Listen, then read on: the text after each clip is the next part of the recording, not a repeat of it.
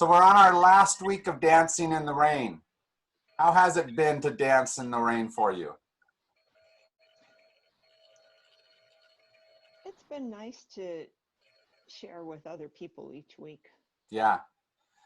This, at least part of the difficulty of whatever faces us is if we feel like we are alone.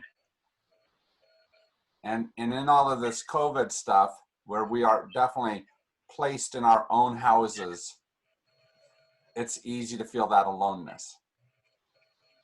And at least part of what Jesus tries to do with the parables is say, there's a bigger picture than what you see isolated where you're at. And there's a more universal picture, right? The reason why the prodigal son resonates is because it is a general story. The reason why all of these parables have endured for 2 millennia is because we've passed through similar types of things. Doesn't mean they're easy. And that's what today's thing is about, is trying to figure out how to find the motivation to do what is not easy. I get mad at some of my friends because essentially by believing that Christ is just about to come, they've turned off much of the rest of their discipleship. That means Christ is going to come save me and I don't have to. And that was never the message of Jesus or of any of the great prophets through the ages, was to say, don't do anything. It was always, something's about to happen. What are you going to do about it? So here's our kind of setting for today. Where is this? Right there. The budding fig tree. From the fig tree, learn its lesson. As soon as its branch becomes tender and puts forth its leaves, you know that summer is near. Part of what we have to do in the midst of whatever is there is we have to see something that's not there yet, but that we can see indications that it's coming. When the fig tree begins to blossom, begins to grow, the things that are coming out don't look very big. I was looking at my little orange tree the other day, and it doesn't produce very much at all. But at that moment, the little teeny fruit were microscopic almost. They were tiny. It doesn't mean they're not going to become whatever they're going to become, but it didn't look very promising at the moment. So in today's world, that doesn't seem promising in a lot of different ways. What are the places of hope that you're finding? What's telling you that there's something more than just what is right in front of us?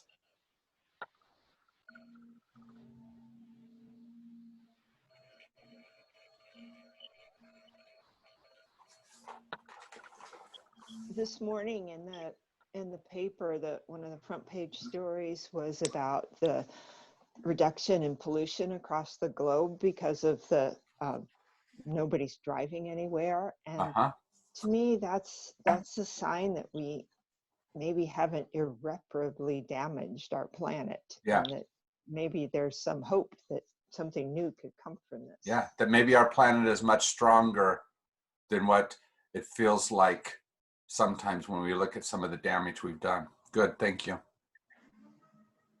What else?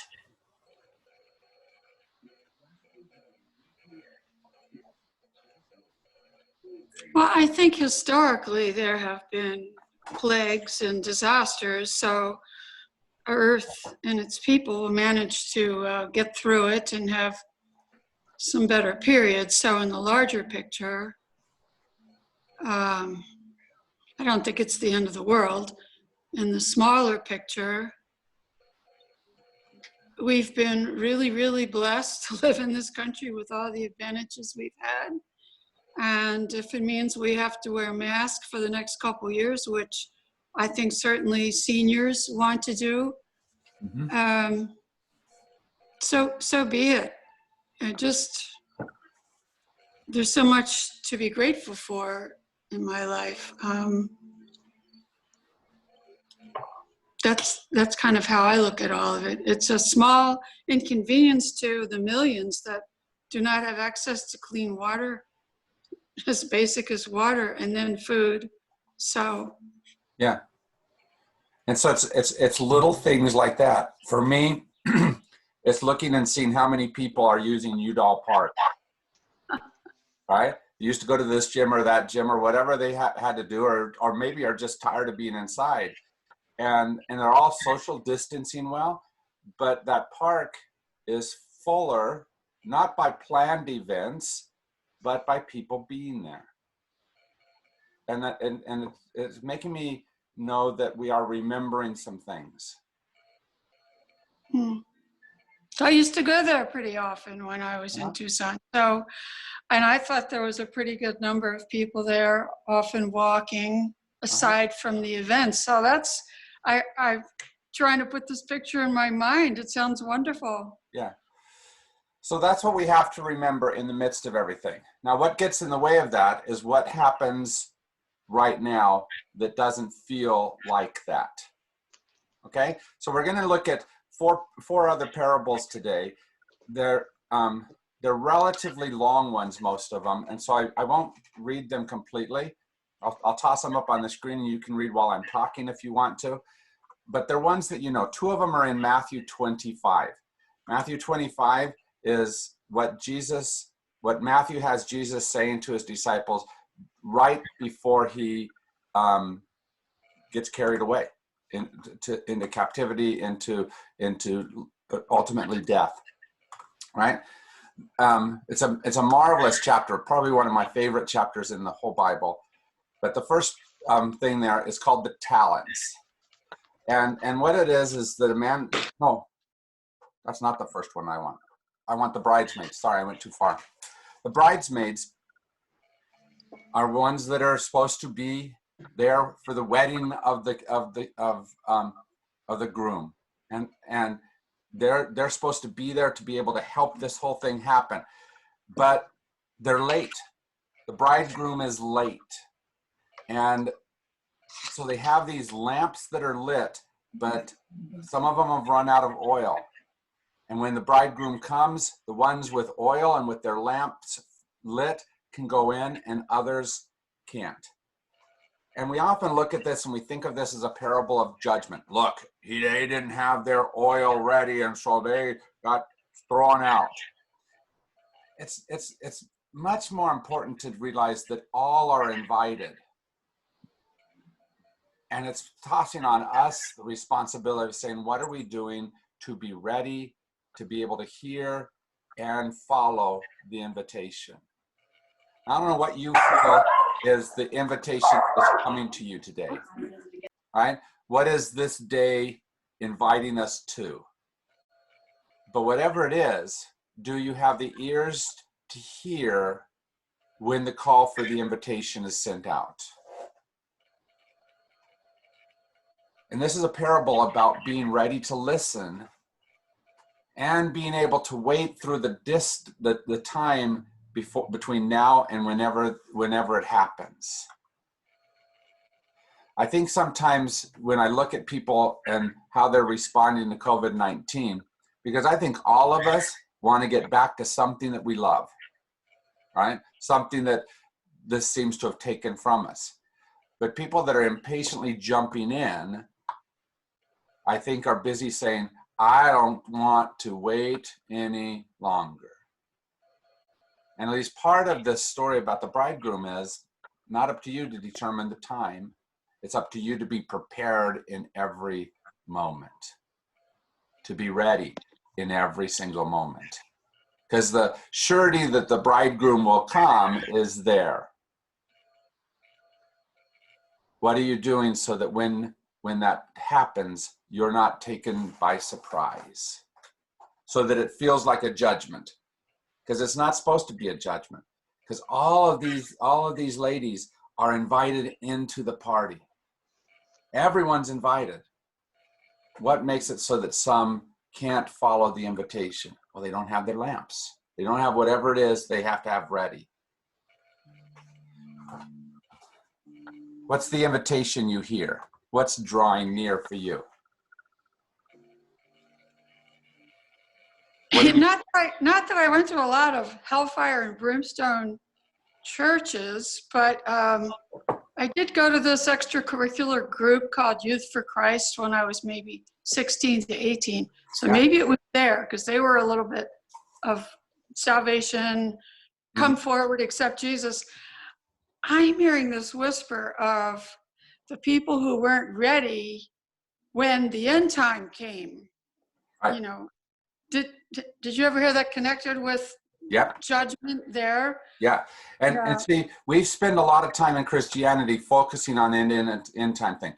What are you going to do so that so that you're ready, so you don't get left behind when? That's all judgment. That's not the God that I see. The God that And I I see is don't really good see body. that now, but I realize there's a whisper of that Mhm. perhaps influenced me Yeah. when I'm younger, and it's popping up. So Yeah. something interesting for me to think about. See, but it's easy to have that type of thing go on because there's hints of judgment in the parables. But the purpose of this parable is not to say how bad any of the bridesmaids are. It's to say, what are you going to do to be ready? What has to happen in this moment?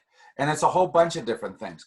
It's asking, are you letting something take you away from something more important? Right? Am I being diverted from the immediacy of right now because something else, I'm letting something else focus me away? So many of our debates politically right now, no, I shouldn't say, it's not really political as much as our religious debates within politics are because we're focusing differently than what we have to. Does religion have to fix politics right now? Well, Jesus was very clear about that. No, it doesn't. Right? Politics is politics. Render to Caesar what is Caesar's. Your most important thing is to live as the spiritual being that you say you are. And if that then affects your politics and how you live that way, then you do that. But your first space is to live as the type of person that you feel the divine is calling you to be. And so our focus sometimes gets caught up in those other stories, so that when the real story comes about, we're not there. So how many know that in your struggles with somebody else, even if you win the argument by battering the other person down, that you really haven't done the right spiritual work? And that's hard for us because we want to say, look, I convinced him that my spiritual ideas were right. And that's not really quite what you want to do. Right? You want to be invitational, as this parable starts off as, not the judgment of, so you didn't make it, and so I shut the door on you. Well, I looked these up over the weekend and I made these little arrow comments. So let's see if I can follow my arrow. I think I interpreted the Luke passage to say, if I'm going to extrapolate it out to religion or spirituality beyond oil and lamps, it was finding salvation requires effort, which is the old message. But then Matthew, I wrote, which seems like just a nice parable for living. Yeah. Be prepared.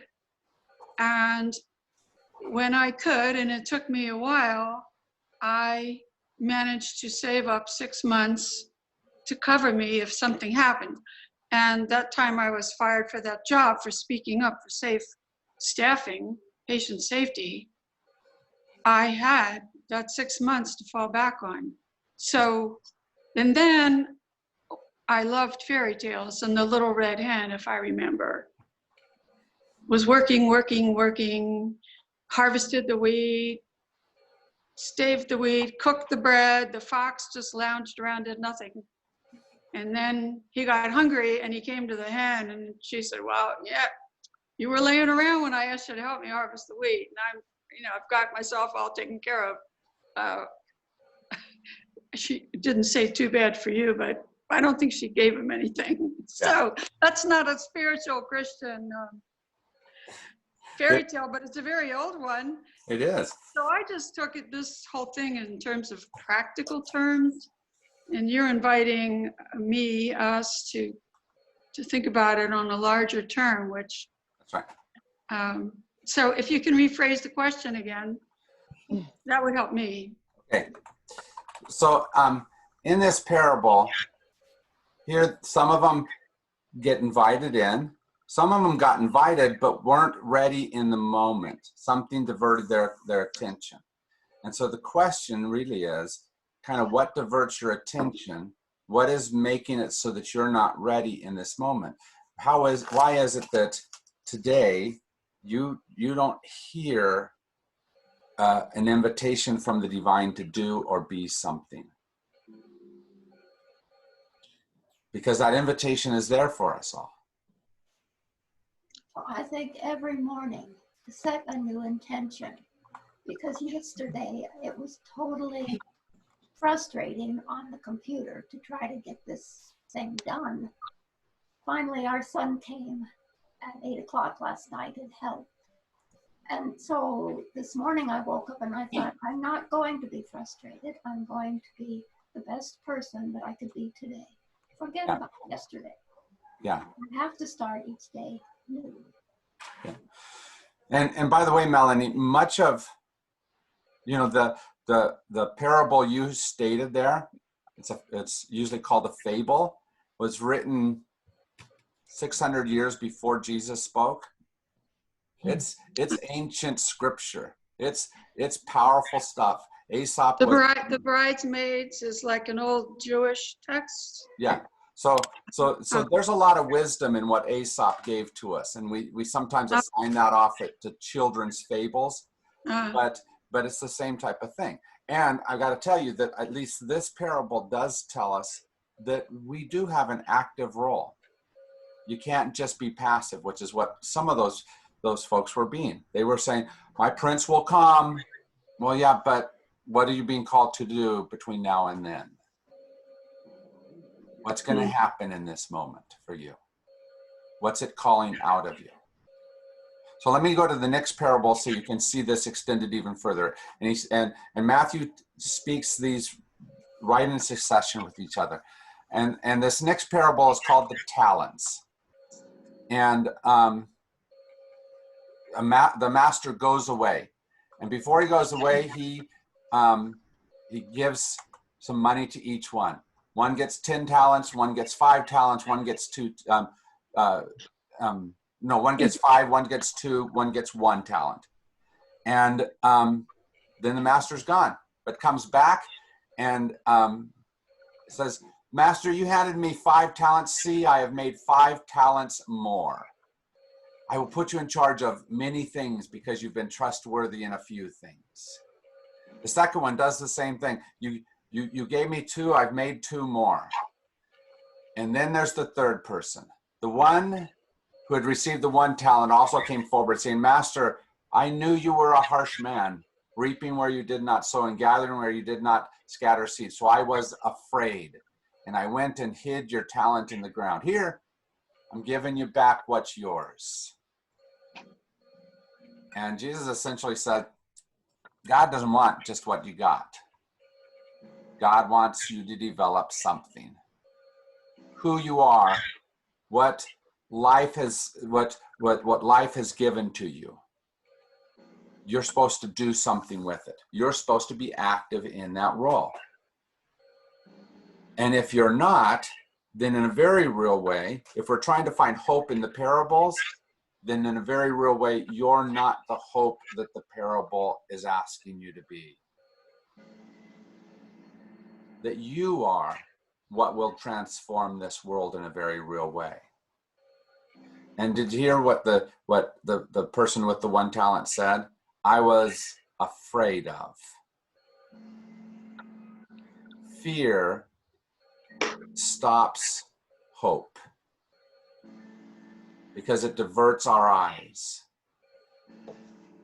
Fear makes it so we look somewhere besides what it is that the divine is calling us to. And fear takes on a lot of different faces, right? Fear comes into many of our political conversations where we say, I'm afraid of what you're saying our politics should be. Fear takes on many faces in our economics. I'm afraid that I don't know how to feed my family today. And so it diverts me from being able to do something more important than just putting food in their mouth. Not that it's not important to put food in their mouths, but there's something beyond that life calls us to, right? And all of that, Jesus essentially says with this, that God doesn't want us to be passive because of our fear. Now, what's really important here too, is that you notice he said the very same thing to the person with five talents as to the person with 2 talents. And if the person with 1 talent would have been faithful, I think he would have said the same thing to that person as well. It doesn't matter what you have, it matters what you do with it. But we do a whole bunch of where we look at each other and saying, let's see who has the most talents here. Who is it that's more valuable because? And when we up our education, or we increase our biblical knowledge, or when we get the right answers, we sometimes say, okay, now I'm more valuable. And it's not that at all. Everyone is called a faithful servant if they do what they can with what they have.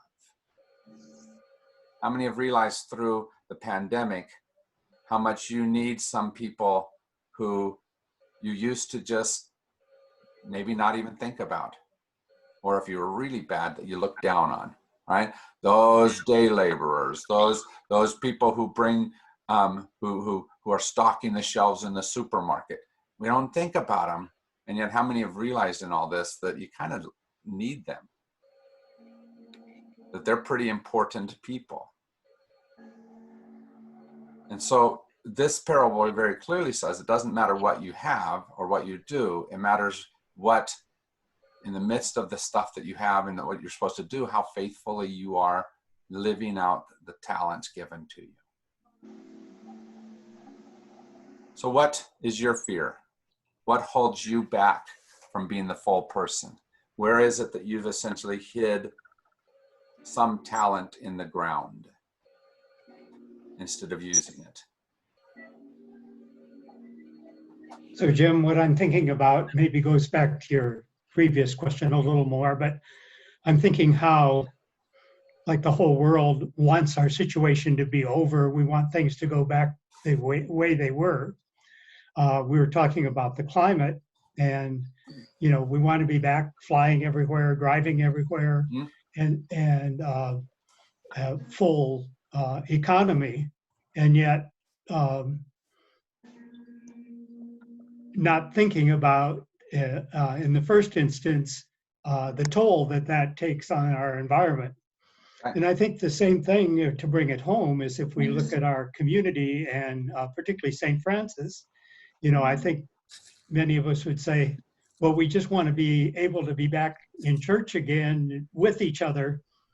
And maybe in both cases, we're putting focus on, in a passive way, on something we want to see happen, not looking at what we can do and how we can make use of things that we're learning now with Zoom and our services that people can connect to wherever they are, and where we can involve people that were in our congregation and now we're in Colorado, or that I think our challenge is to figure out what the new can be, not to figure out how to go back to the old.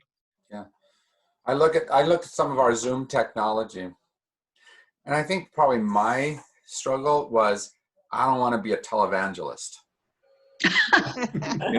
Whatever image I have of that, right? And so with everything else that was going on, it was simpler not to do that. And yet, just right in front of us, we have at least one example of Melanie's across the nation from us, right? In that you know, in way on the other, way on the Maryland. other coast in Maryland, right? And this allows us to stay in conversation with her. Jim, you have to have more jewelry and you have to be wearing a fancy suit. Maybe. You don't quite qualify yet. Yeah, but all of this, like Scott says, reminds us that there are things that we could have done, should have done maybe. I look at how it allows us to be in the homes of some of our most homebound members who, like Scott said, should not come back to church. So even when we start coming back together, we need to have this for those who are still not coming together. Yeah. Right? And shouldn't be in that relatively unsafe space. They need to stay in that space. How long is that going to take? Will it take a month, a year? We don't know. But the question is, will we be faithful in continuing to connect to those folks? It'll be a challenge because it means we have to do something that's not necessarily the easiest path for us. But one of the things, for example, that Nancy Stevenson has been doing wonderfully with her care committee is that they're calling people. Yes. Right? We're distant from each other. We don't get to see each other on Sunday mornings and say, hey, you look like you're doing well. We have to call each other on the phone. We have to make a little bit different effort. And so they're doing that. Yeah, you know, that's so important, Jim. I think I've gotten a couple calls and I've really felt cared for, definitely, and pleasantly surprised as a fairly new congregant and a wannabe joiner. So whenever the next new member thing, which was supposed to be the end of April, and of course we didn't have it. So, but It'll be interesting because we don't know those kind of answers, do we, Catherine? It makes a difference in the real world, and especially when you're new and still finding your way as far as feeling connected and feeling a part of things. And of course, I choose to reach out because I am engaged and involved. But for people that are maybe more tentative and less outreaching themselves, I think that this is a real key piece and very important. Yeah. One, this may be a little off the topic, but it seems like we're heading there. I've realized something. The connections that I have, the actual physical connections with people right now have been, I have a couple of women that I walk with every Thursday morning. And we walk sort of far enough apart, but we can talk and have a conversation. We meet in front of someone's house and we go up to the river walk. She's very close. And I have that. And then my neighbor who I walked with this morning, who's a guy that he's very outgoing and sociable. I live in a townhome community. I've been here about 4 years. And he would like to walk every day if he could, but I've said, once a week, that's enough for me. Because I also like to just go by myself. I like to be contemplative out in nature, and I have a couple of little trails near my house that I go. Well, this guy this morning said, let's do a different way. Let's go, part of the time, let's just go through the neighborhood. And so it's like, okay, all right, Well, we ran into so many people that I don't know that live in this community, but he knows them. Yeah. Because he's sociable. Yeah. And he's involved in one of the committees. And it was just like, for me, some of this is really, it's abstract about connecting with people. Yeah. I'm choosing to connect with certain ones. Yeah. But there's a whole bunch of people I've missed, and I've been here 4 years. I don't even know who they are. So, to a certain extent, Margie, it is. Have you taken trails that you haven't taken before? Yeah. Right. And if we always walk on the paths that we have always walked on, then are we truly listening to the divine? Right? Because maybe the next path over is where there's somebody who really needs to see your face or hear your voice. But you know what gets in the way of doing that? Okay, so all through high school, my identity was running, right? And that's what I did, and literally ran a couple thousand miles every year. Went up to college and was not in any kind of organized program.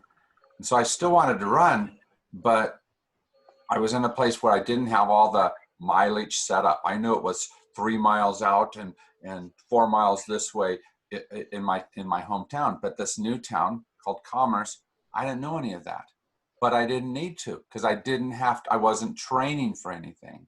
And so suddenly I could follow spirit, and turn when I wanted to turn.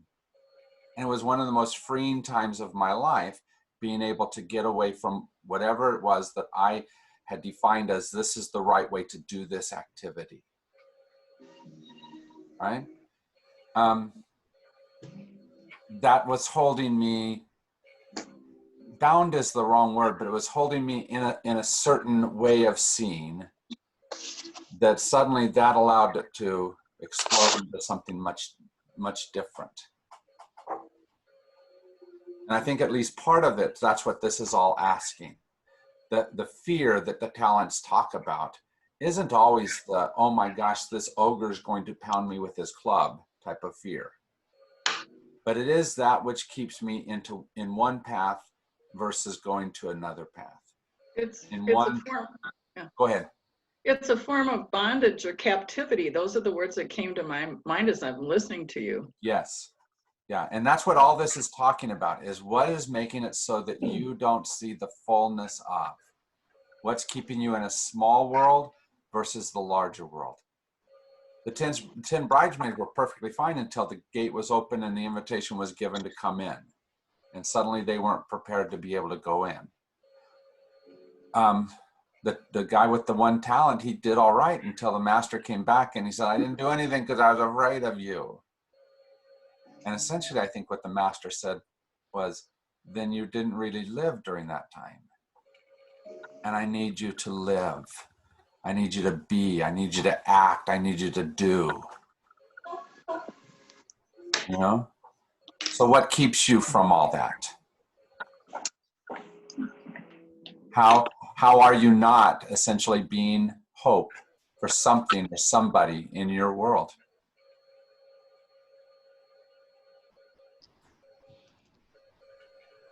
But ask the other question as well. Where is it that you have gone beyond what was your old norm and you stepped into something new and you let yourself be growing into something bigger than what you were? And in that moment, in many ways, you changed the world. Not the whole world. None of us gets to do that. But you do get to change a piece of. So tell me some of the places where you've been forced out of your norm and you discovered something more. Sometimes it's something like with Margie, you lose a husband and you have to discover something different about yourself, don't you? Well, I discovered St. Francis. That's what happened. Yeah. Yep. Yeah. Right? But at least part of it is the willingness to step into that brave new world that you don't know yet. Where's the world drawn each of you? What are some of the things that where you've discovered that you're more than what you thought?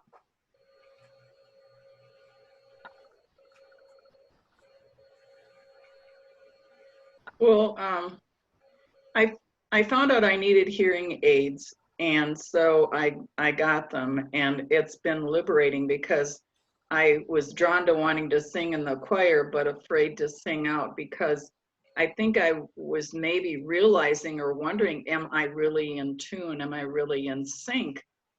And think most of the choir will tell you that not everybody is, so don't worry about it. But they're nice about it. That's right. They are. The nice part now is I want to use my voice, my instrument, and I want to be able to sing out and support the choir.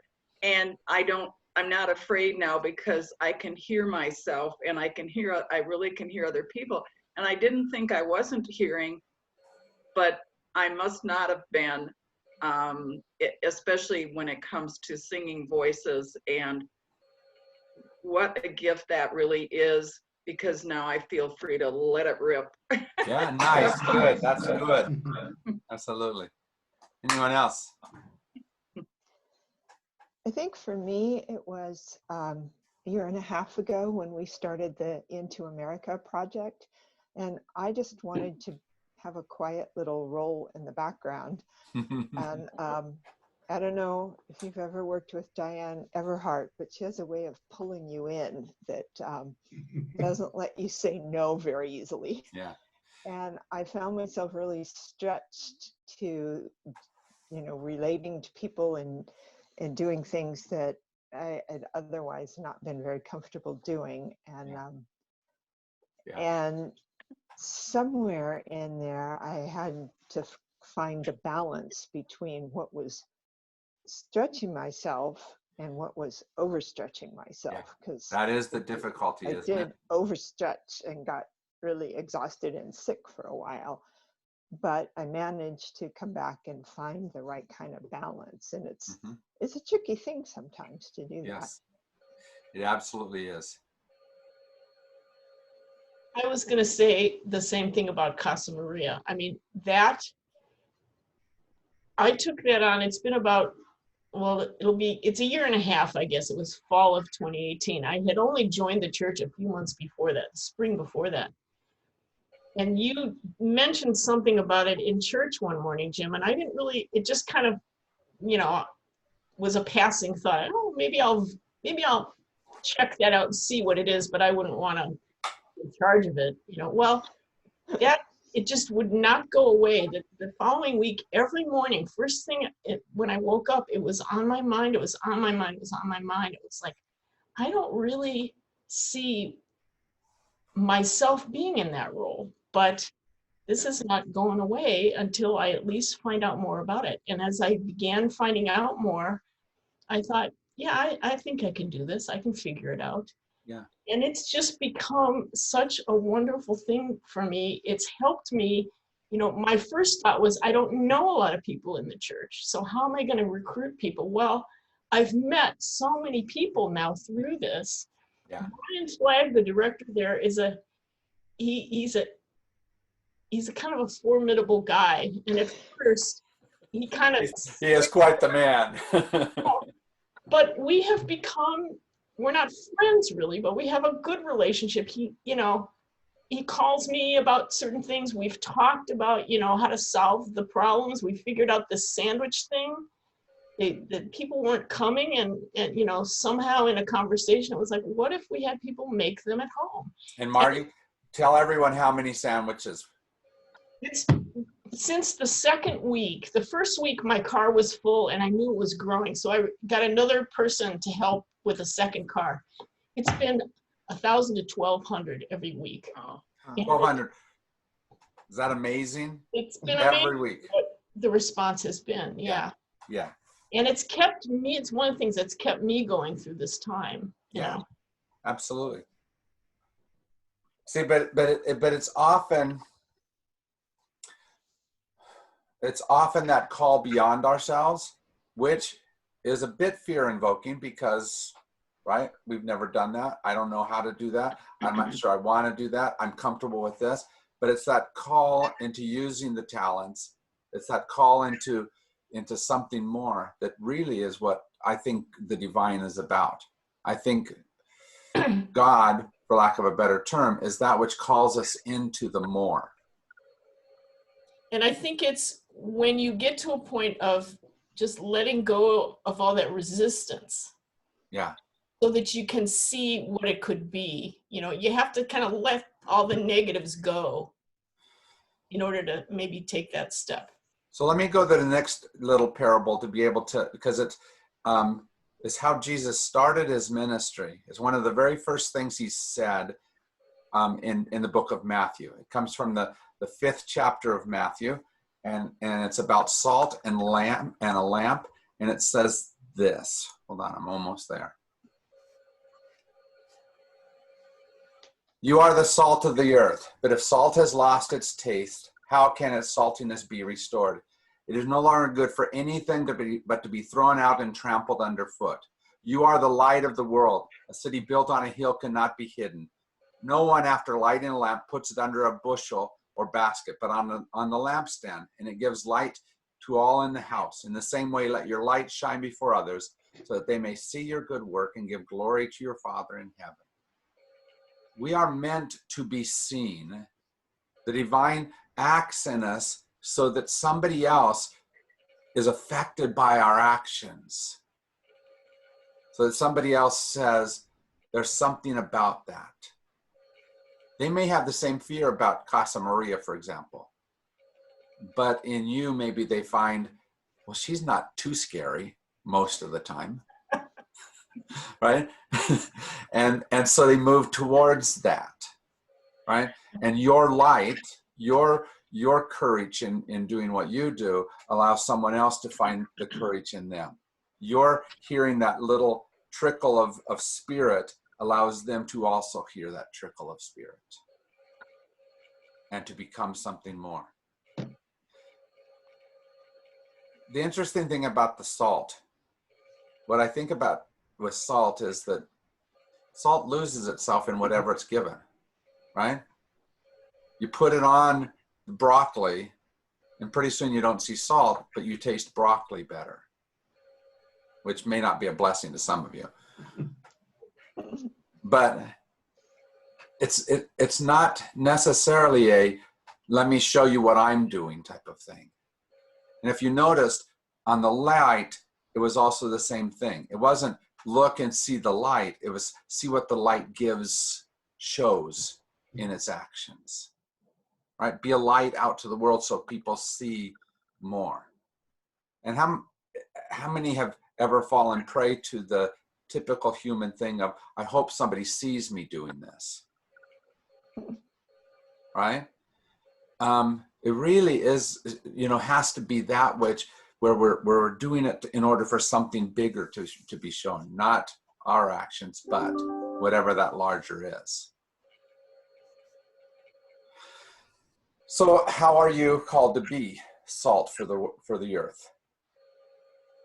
Lamp for the world. And it doesn't have to be the same. For some people, I've seen people who have lived out there calling in the world beautifully through art because of however they draw, they paint. For somebody else, it's the way they can wield a hammer and they go build houses for Habitat for Humanity, right? Some way, each of us has talents in order to change the world around us, to give flavor to that world. And the question is always, what are we going to do that?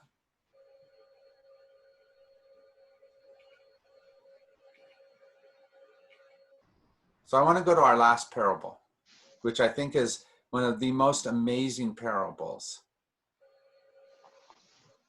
And by the way, this summer, I'm going to do a few weeks on spirit, but then I'm going to do a few weeks on some of these parables. So I may, ask your help in doing them. And this last parable is going to be one of the parables I'm going to do then. It's called The Laborers in the Vineyard. And it's an odd parable because it speaks completely different to us than what most of our life speaks. So let me just show you this parable.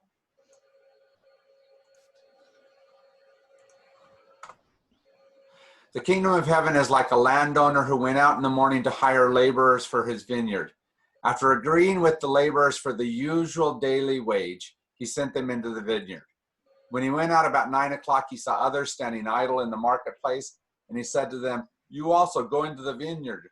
and I will pay you whatever is right. So they went. Then he went out about noon and about 3 o'clock, and he did the same. So that's not too odd, except for that most of the time when I've been involved in agricultural activities, you get your workers figured out way ahead of time, right? You're not going out every couple of hours and getting more laborers. And who knows why it was that he felt like he needed to keep going back, why he didn't anticipate that at the beginning of the day he would need this many workers. But for some reason he went out and he continued to bring in people. Now, one thing that's important about this is it's not like he went out at the beginning of the day and took everyone who was in the marketplace. As we go to the next page, you see that. About 5 o'clock, the landowner went out and found others standing around, and he said to them, "Why are you standing idle all day?" They said to him, "Because no one has hired us." He said to them, "You also go into the vineyard." These people were ready, but for some reason, he hadn't invited them yet. He hadn't chosen them yet. But as soon as he did, guess what they did? They went into the vineyard. That becomes important as we get to the end, because some jealousy builds up. Some "I did more work than you" happens. Does that ever happen in your world, where people start comparing, or you start comparing you to other people? And this is a parable not about that. Let me show you a sentence that's really important. Right here, the usual daily wage. What does that mean? What do you think he's trying to say there? That he's a fair person. Yep. I mean, he respects them, that their work is worth the usual Yeah. daily amount. It's also there's another thing that's really important about that. Usual daily wage would be this is what you need to live for a day. Mm. You need this to be able to buy enough food, to be able to pay the amount of rent, whatever it happens to be, so that you are okay and you can get from one day to the next. So he agreed with the first laborers for the usual daily wage, the necessary. And I think sometimes we fight with each other about the necessary. We fight and say, "I'm more worthy than just the necessary. Look, I bring this stuff in, and so I should get paid more than." Sure enough, that's what happens in this parable. At the end of the day, he goes and he starts paying people. Some people only started at 5 o'clock, do you remember? Mhm. And they come back at the end of the day, and guess what he gives to them? The usual daily wage. Wage. And why did he give them the usual daily wage? Because that's what they need to survive the day. It's the necessary amount. It's the enough that people need to have. And as he went through the day, he went through the day backwards. The last laborers, he paid them first, and then the ones who had been there a couple hours longer, and then the ones who came at the end, who had worked all day long, said, "Man, how much are we going to get paid if they got the usual daily wage?" And so they say, "Yeah, we're ready for our reward because we did so much." And he gave them, guess what? The usual daily wage. And they go, wait a second. But how much is enough? And how much of our life do we spend trying to get more than enough? Trying to get a fairer deal for me than for someone else. I think one of the great spiritual battles always surrounds the word enough, because we live in a country, in an economy in a politic where we often try to say, if you do more work, then if you're smarter, then if you have more qualities, then. But that's not how God's world works. God's world works on what is it that you truly just need. What's enough in every moment. So it's going to grate against some of the stuff that we've learned through our ages, and we've taught to each other. You know, we look at our kids and we say, work harder and you'll build a better life. That's not necessarily a wrong thing, but sometimes we're busy chasing more than enough rather than being content in enough. Anybody else spend at least part of your time so busy doing the stuff of life that you've forgotten some of the most important pieces of life? Forgot to be with the family you were earning the money for? Forgot to love in the moment rather than do one more project? This is about at least partially saying, do we hear the invitation and are we satisfied and not place ourselves in opposition to each other or in competition with each other? Yes, Catherine. Yeah, I've been sitting here thinking, and what keeps coming to mind right now is the Lord's Prayer. Give us this day our daily bread. Yeah, it's an I'm amazing thinking prayer. of that so strongly. It's an amazing prayer. And I don't know about you, but I've sometimes prayed that, give me today my daily chocolate chip cookie. Or, you know, root beer float, because I really want that instead of just bread or whatever it happens to be. But You know, but at what price do we get those perks that we get? Yeah. And how do we sometimes look down on the ones who don't get them? Because here's the bottom line of this parable. The manager invited everyone to work and paid for everyone.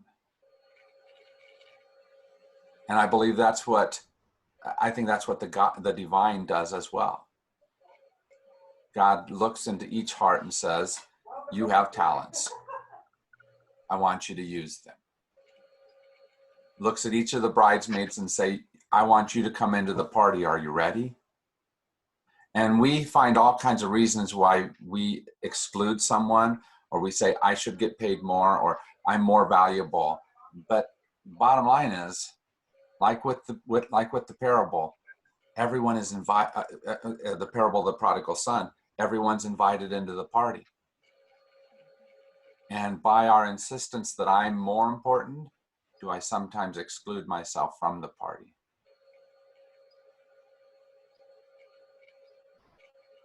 Do I forget that everyone is invited?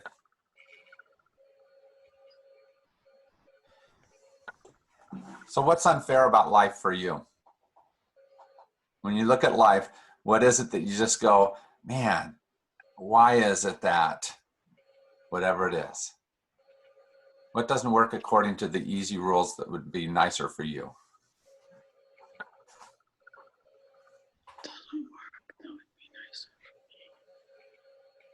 So Jim, you probably want to bring this back more to the personal, but a reflection I had as I was reading this was that the reward was based on need, not on fairness. And I was reminded of the slogan of the Communist Party that was from everyone according to their ability to everyone according to their need. And thinking about the greatness of that slogan, and also thinking about how the proponents, particularly of the capitalist system, were so much against that idea. You know, on a broad spectrum, I think that reflects back to our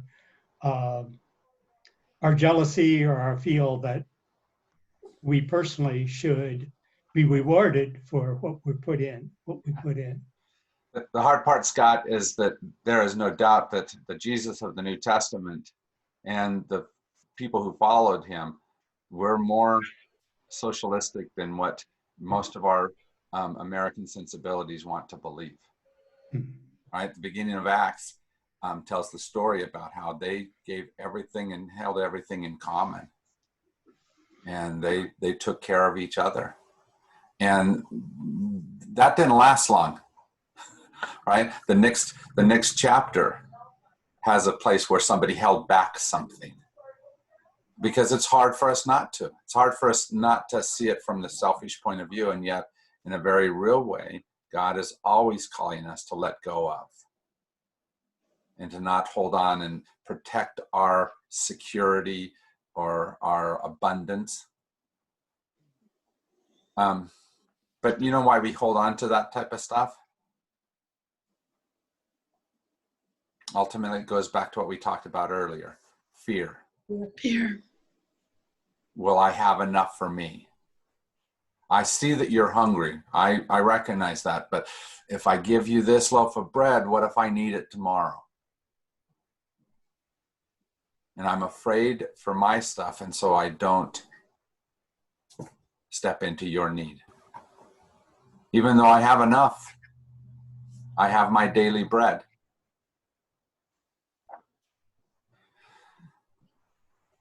God believes in abundance, that there's plenty for all of us.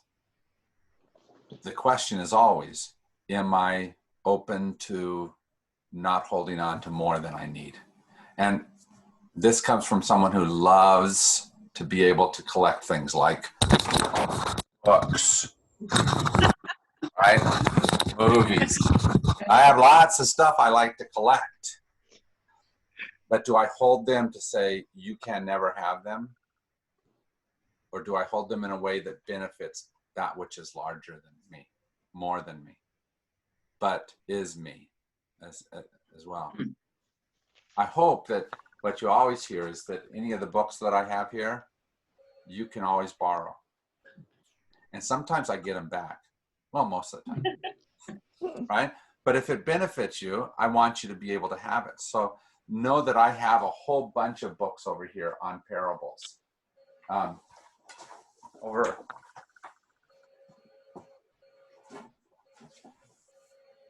This whole set of books are all books on parables.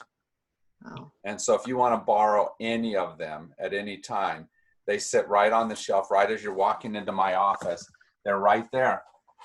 And I'd love for you to come and read and you know, take as many as you want and read them and use them. As is true about any of my books. I love that now half of my library, well, maybe more than half, sits over in the San Francisco room, which is not my room any longer. And so in some ways it's lightened me because I don't have to own them because everyone goes into that room. And so in some ways they're more communal books, which is what I think we need to do a lot with much of our stuff, is try to figure out how to move it out of the my space and into the our space.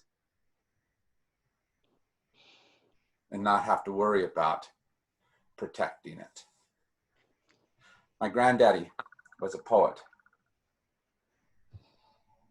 He wrote a book, he wrote a poem that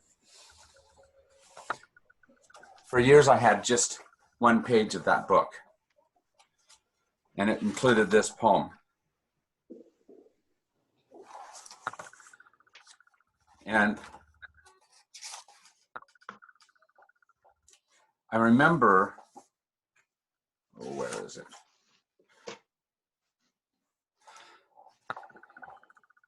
I remember it partially because it was written to my father as he was getting ready to go off to World War II. And he wrote it on the flyleaf of a book that he gave to my father as he went. Said, within that book that I had bought, I found a precious hidden thought, Among its pages hidden there, a pleasant thought that I could share.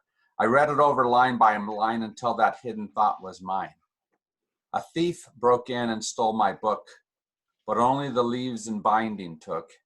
Yes, stole the printed page alone. The author's thought had become my own. It matters not where my book may be, its real value stayed with me. Hmm. And I think that's what we have to do with all of our possessions, is not hold on to them as much as hold on to the blessing that they are for us. And maybe pass that blessing on to the next person who in this moment needs that thing more than I do. But do I see the us better than I see the me? If we're going to get through most of the rainy times of life, we have to be able to see us better. I have to learn to depend on you and you on me. Because if I'm going to try to do it by myself, the flood will carry me away usually. But in the us, we can be the saving grace that gets us through whatever the storm is. So that's a lot of parables in a few weeks. Was it okay? Not too bad? That was good. Not too scary? Remember, next week we begin the book about fear. And really, I want to just, Thich Nhat Hanh does a great job pushing us on that. And he very definitely doesn't say fear is unneeded, because fear is an important part of things. But he says, what's the right way to use fear? So come and join us for that. It'll be at the same hours right here. Any last words? I think Thank you. Thanks. Good. Thanks, Jim. It was All right, lovely. thank you, my friends. Take care of you. Thank you. Yep. You take care. Bye-bye. Thank you. Bye-bye. Bye. Bye. Bye.